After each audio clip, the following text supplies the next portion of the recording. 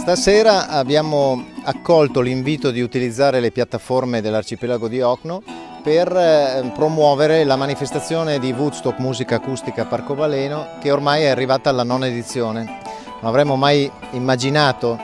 di arrivare così lontani, perché la cosa era nata per gioco,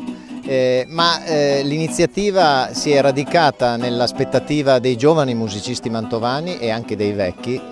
devo dire, perché ci sono sia le nuove generazioni che le vecchie, e è, diciamo, ormai un appuntamento festoso in cui i musicisti mantovani si presentano con le loro produzioni che hanno preparato durante l'anno. Noi siamo molto soddisfatti del risultato di questa iniziativa e siamo anche molto contenti di poterla presentare alla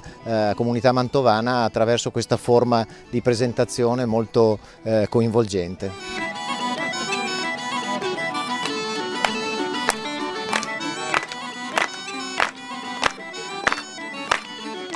Comincerà da venerdì 9 giugno alle ore 19 circa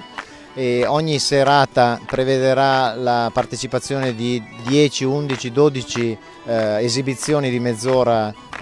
ciascuna, quindi nelle serate di venerdì, sabato e domenica. Domenica, per l'occasione,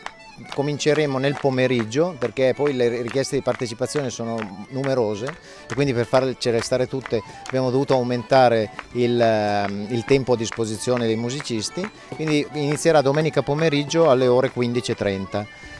Per chi è interessato, proprio per questa occasione organizzeremo un pranzo per il finanziamento di un'associazione di agricoltura sociale, l'associazione Ortus, e quindi su prenotazione attraverso il numero ufficiale di Parco Baleno è possibile partecipare al pranzo che abbiamo organizzato e poi dopo seguire lo svolgimento delle attività musicali dalle 15:30 fino a notte fonda.